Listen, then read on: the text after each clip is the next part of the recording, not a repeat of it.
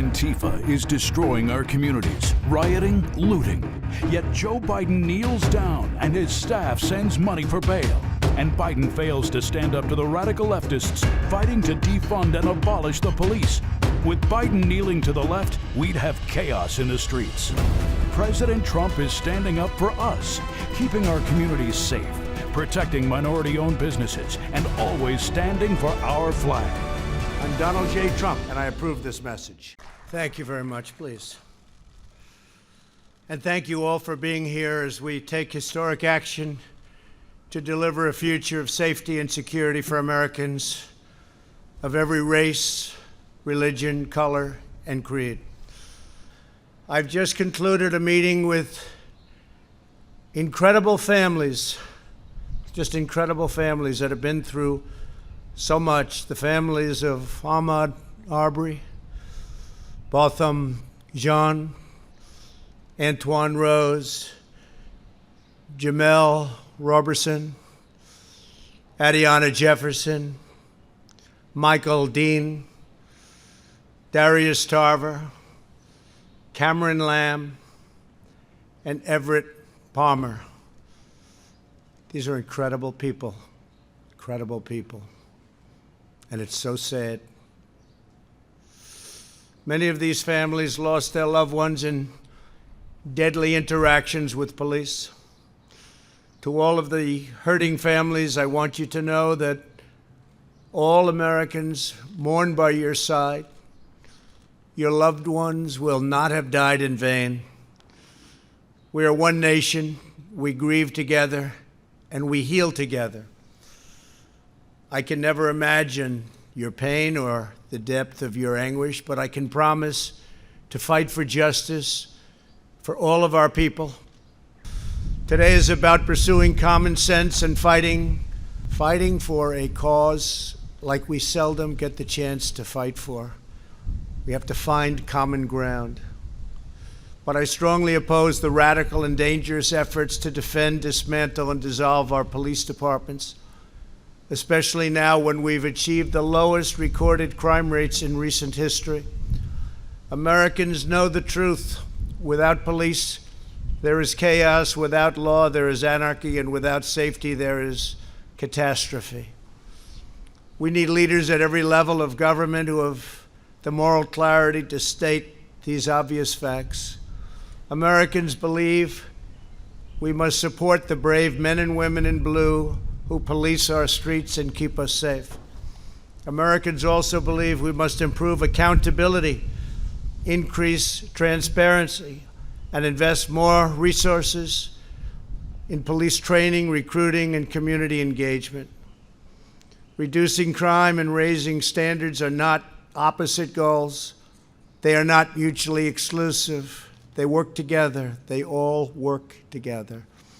That is why today I'm signing an executive order encouraging police departments nationwide to adopt the highest professional standards to serve their communities. These standards will be as high and as strong as there is on earth.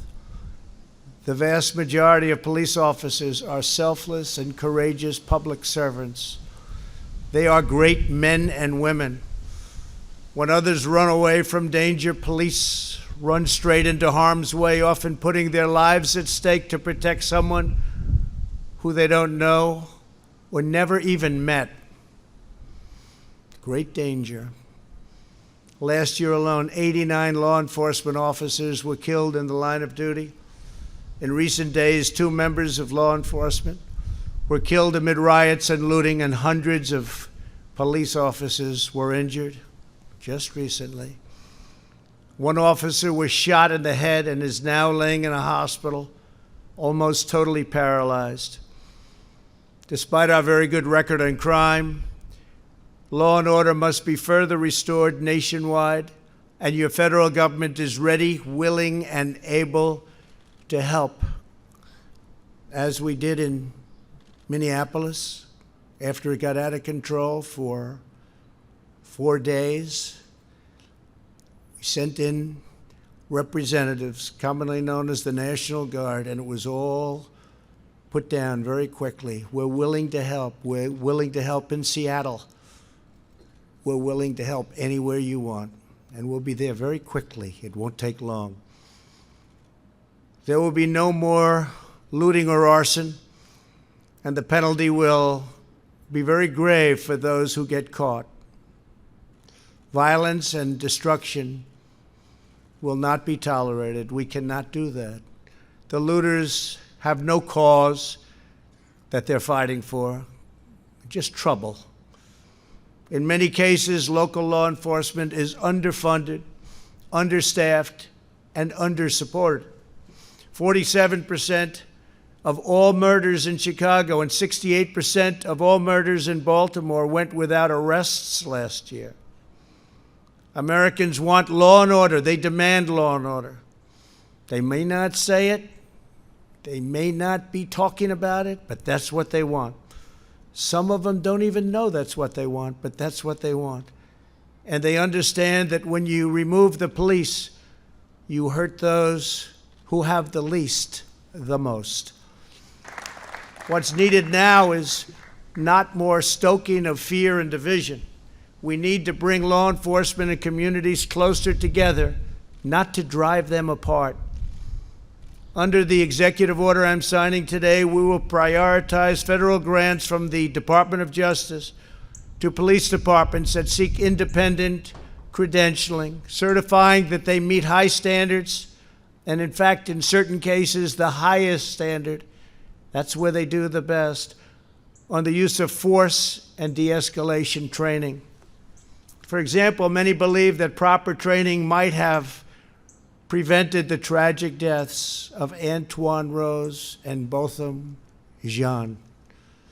As part of this new credentialing process, chokeholds will be banned, except if an officer's life is at risk. Additionally, we're looking at new advanced and powerful, less lethal weapons to help prevent deadly interactions. New devices are being developed all the time, and we're looking at the best of them. And cost is no object, no object. Under this executive order, departments will also need a share of information about credible abuses so that officers with significant issues do not simply move from one police department to the next. In addition, my order will direct federal funding to support officers in dealing with homeless individuals and those who have mental illness and substance abuse problems. We will provide more resources for co-responders, such as social workers who can help officers manage these complex encounters.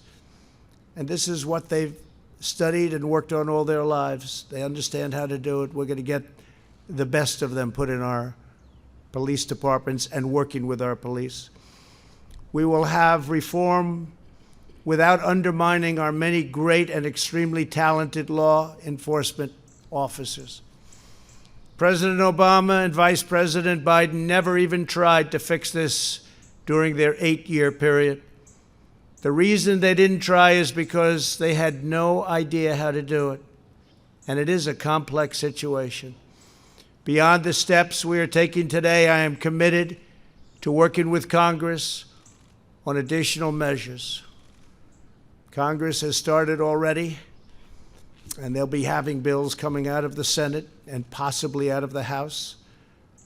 And hopefully they'll all get together and they'll come up with a solution that goes even beyond what we're signing today. But this is a big, big step, a step that hasn't been taken before.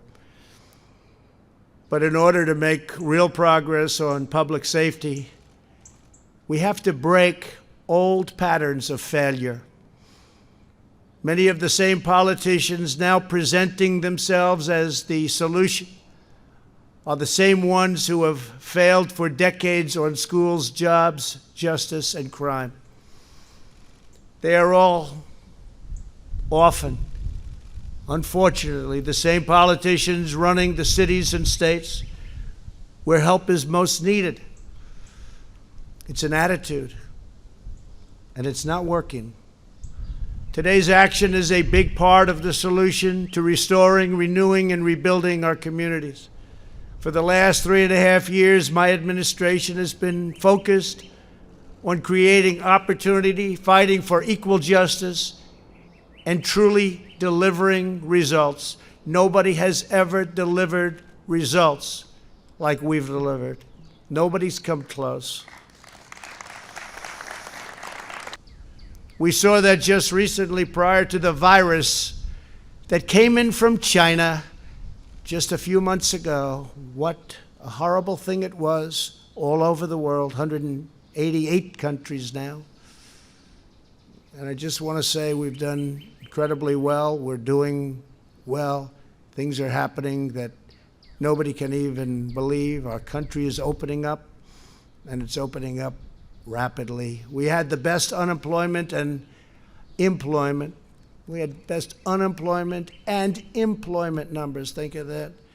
In the history of our country, we're up to almost 160 million people working. There was never anything even close. And that's for almost every group, including Black, Hispanic, Asian, women, young people, old people, young people without a high school diploma. Every group. Everybody was thrilled. Everybody had just about high-paying jobs. Jobs are rapidly coming back. And retail sales that were just announced 2 hours ago, just a little while ago, they're up a staggering 17.7%. Amazing. The projection was anywhere from 6 to 8%. We're up 17.7%. And what does that mean? The stock market went through the roof. Today and over the last 60 days, we've had one of the biggest stock market increases in the history of the stock markets. And 2 weeks ago, the 50-day increase was the single biggest.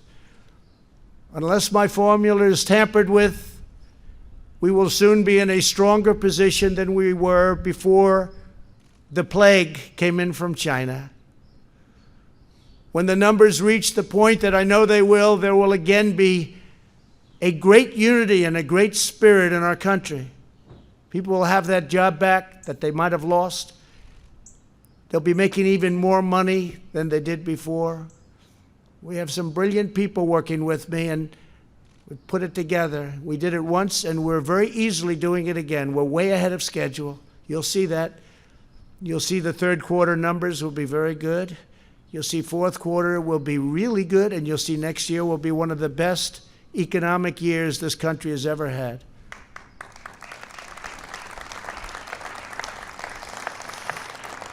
And it's all happening very quickly, way ahead of schedule, and I think you'll see that. People can't even believe what they're looking at. But on top of all of that, before the end of the year, I predict we will have a very successful vaccine, therapeutic, and cure. We're making tremendous progress. I deal with these incredible scientists, doctors, very, very closely. I have great respect for their minds, and they have come up with things, and they've come up with many other cures and therapeutics over the years. These are the people, the best, the smartest, the most brilliant anywhere, and they've come up with the AIDS vaccine. They've come up with, or the AIDS, and as you know, there's various things, and now various companies are involved. But the therapeutic for AIDS was a death sentence, and now people live a life with a pill. It's an incredible thing. So I think we're going to have a very, very good answer to that very, very soon. I always say, even without it, it goes away. But if we had the vaccine, and we will, if we had therapeutic or cure, one thing sort of blends into the other, it will be a fantastic day. And I think that's going to happen, and it's going to happen very soon. Americans can achieve anything when we work together as one national family. To go forward, we must seek cooperation, not confrontation. We must build upon our heritage, not tear it down. And we must cherish the principles of America's founding as we strive to deliver safe, beautiful, elegant justice and liberty for all. So if I could, law enforcement, if you could come forward. We've had the, please come up. We've had the endorsement of the Federal Law Enforcement Officers Association, the Fraternal Order of Police, International Association of Chiefs of Police, International Union of Police Associations, Major County Sheriffs of America Association, National Association of Police Organizations, National District Attorneys Association, National Sheriffs Association, Sergeants Benevolent Association, and many others. They've worked on this with me and my team. Have been fantastic. I want to thank my team. What a team it is. And we've taken very much into mind what they are saying, because these are the people that keep us safe, and they've done an incredible job. Thank you all very much. Thank you.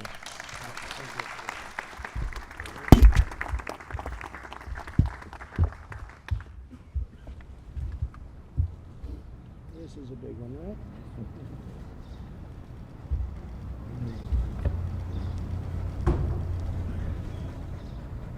You've seen that signature, right? Okay, hold on. Twice, sir. Yeah, good, good, good. Great job.